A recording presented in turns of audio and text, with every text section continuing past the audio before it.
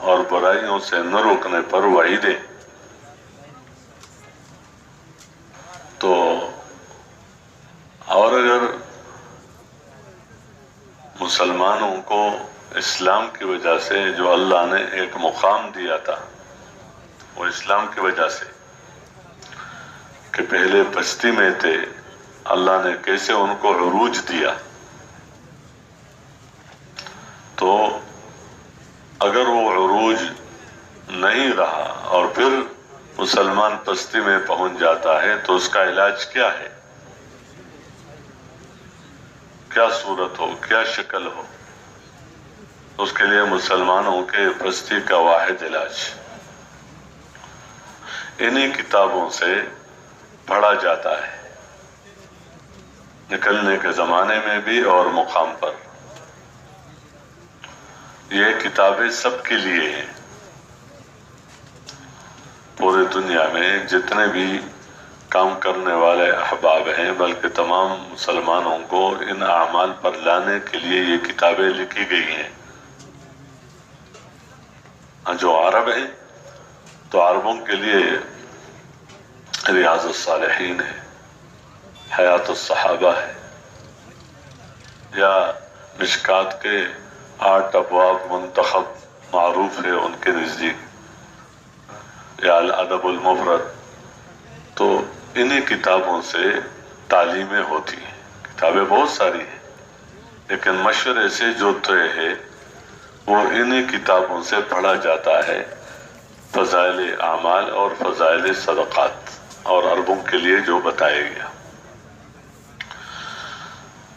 یہ انفرادی طور پر بھی ہے، اجتماعی طور پر بھی ہے۔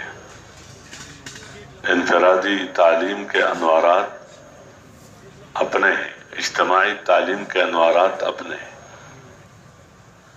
اب ان کتابوں سے پڑھا جاتا ہے اور ان کتابوں کو سنا جاتا ہے، تو یہ بار بار ان کتابوں سے پڑھنا اور سننے کی برکت سے جو اعمال پر وعدے ہیں،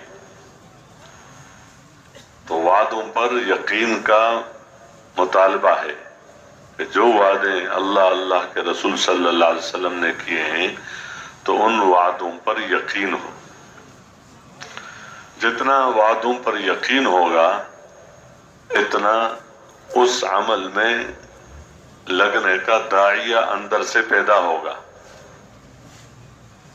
یعنی عمل پر ڈالنے والی چیز وہ اس عمل کا علم نہیں ہے، اس عمل کا طریقہ، بلکہ عمل پر ڈالنے والی چیز اور اب عمل پر ڈالنے والی طاقت، وہ اس عمل پر جو وعدے ہیں اس کا یقین ہے۔ جتنا وہ یقین مضبوط ہوگا اور وعیدوں پر جتنا یقین مضبوط ہوگا اتنا ان گناہوں سے بچنا آسان ہو جائے گا اور عمل میں لگنا آسان ہو جائے گا۔ اس لیے انہی کتابوں سے بار بار پڑھا جاتا ہے اور گھنٹوں تعلیم ہوتی ہے، خاص کر نکلنے کے زمانے میں،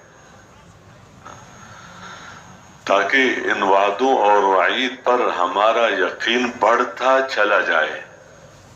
ایک تو وعدوں پر یقین آ جائے تو یقین کا ایک درجہ تو یہی ہے کہ بندہ اس کو مانتا ہے، انکار نہیں کرتا، اندر مانتا ہے کہ ہے، لیکن یقین کا وہ سطح جو بندے کو عمل پر ڈال دے، بندے کو وہ جتنا انسان سنے گا تو اور پڑھے گا، سنے گا، تو اتنا یہ یقین بڑھتا چلا جائے گا۔ بلکہ اس کی علامت یہ ہوگی کہ ان اعمال کا وہ ذوق اور شوق پیدا کرنا مقصود ہے جو بندے کو عمل پر ڈال دے۔ ایک تو یہ نا کہ دل بہت کرتا ہے رات کے اٹھنے کو، دل بہت کرتا ہے قرآن پڑھنے کو، میرے دل میں بہت محبت ہے اس پلان، تو محبت ایک درجہ ہے کسی عمل کے ساتھ، کا جی چاہنا کہ دل بہت کرتا ہے، ٹھیک ہے، لیکن صرف اتنی بات سے تو مسئلہ حل نہیں ہوتا. تو وہ ذوق اور شوق پیدا کرنا مقصود ہے جو بندے کو عمل پر ڈال دے. مثلا فضائل قرآن ہے تو فضائل نماز ہے یا جو بھی فضائل ہیں، تو اتنا بندہ سنتا چلا جائے تاکہ اس عمل کا شوق اندر بڑھتا چلا جائے اور وہ فضیلت بندے کو عمل پر ڈال دے. اور جو وعید ہے تو اس سے اس کے نفرت دل کے اندر پیدا ہو جائے.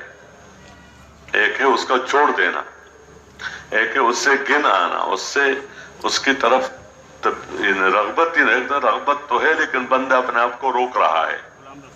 ایک یہ ہے کہ اس کی نفرت طبعی ایسی پیدا ہو جائے کہ اس کی طرف بالکل طبیعت ہی نہ چلے.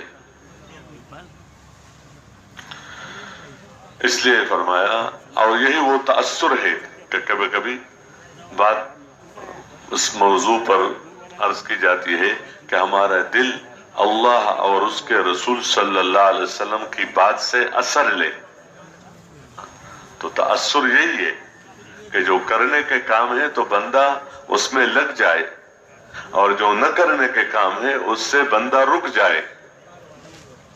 تو یہ سب مختلف الفاظ ہیں، تعبیرات ہیں. اس لیے فرمایا کہ ان فضائل کے کتب کے سننے اور پڑھنے کی برکت سے اس میں مزاولت ہے. یہ نہیں کہ ایک دن سن لیا ایک دن نہیں سنا، کبھی پڑھا کبھی نہیں پڑھا، کبھی سنا کبھی نہیں سنا، اس طرح نہیں، روزانہ، تاکہ وہ ذوق اور شوق پیدا ہو جو بندے کو عمل پر ڈال لے. پھر اس عمل میں بھی آگے درجات ہیں. جتنا شوق بڑھتا چلا جائے گا اتنا اس عمل میں لگنے کو دل کرے گا. اس لیے فرمایا کہ اس میں نہ حفظ مقصود ہے. حفظ کیا کہ مثلا فضائل قرآن سنتے سنتے مجھے 10 حدیثیں یاد ہو گئیں، اچھی بات ہے. فضائل نماز سنتے سنتے مجھے 12-15 حدیثیں یاد ہو گئیں، تو وہ مقصود حاصل ہوا. حفظ مقصود نہیں ہے.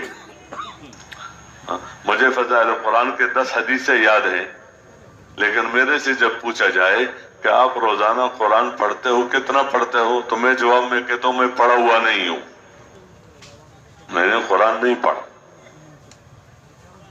حالانکہ فضائل قرآن کی مجھے 10 حدیثیں یاد ہیں مثال کے طور پر. روز میں تعلیم میں بیٹھتا ہوں، سنتا ہوں. یا مثلا فضائل نماز ہے، اس میں آگے جو نوافل جو کچھ بھی ہے، تو اب میں کہتا ہوں کہ مجھے تو یاد ہے، لیکن اس طرح خشوع خضوع کے ساتھ نماز پڑھنا اس کا داعیہ پیدا نہ ہو. اس لیے حفظ مقصود نہیں ہے، اور نہ اپنے فہم پر اعتماد. اپنا فہم کیا کہ حدیث سے بندہ وہ سمجھے کہ جو میں سمجھا ہوں، نہیں. اس لیے حضرت شیخ رحمہ اللہ نے حدیث کا ترجمہ خود لکھا ہے ساتھ، تاکہ کوئی حدیث کا ترجمہ اپنے ذوق اور اپنے مزاج کے اعتبار سے نہ کرے. جو ترجمہ ہونا چاہیے تو وہی لکھا ہے، اور پھر اس کی ضروری تشریح بھی فائدے کے عنوان سے خود ہی لکھا ہے، تاکہ حدیث کا سمجھنا اپنے فہم پہ اعتبار سے نہ ہو کہ میں نے اس حدیث سے یہ سمجھا ہے، میں نے یہ سمجھا ہے.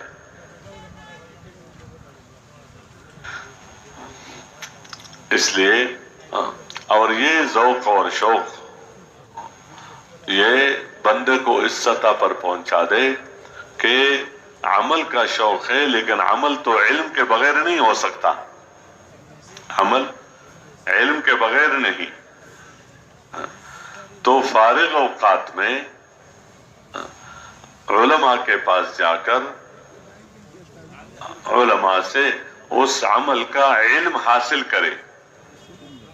اس لیے بعض اوقات ہمارے ساتھی بتاتے ہیں کہ ان حلقوں میں علم اور عمل کا جوڑ ہے، ان عمل کا شوق ہے، علم نہیں تو سیکھے، عمل کا طریقہ معلوم ہے لیکن اس میں لگنا مشکل، تو سنیں خوب توجہ دھیان کے ساتھ تاکہ اس کا شوق پیدا ہو جائے۔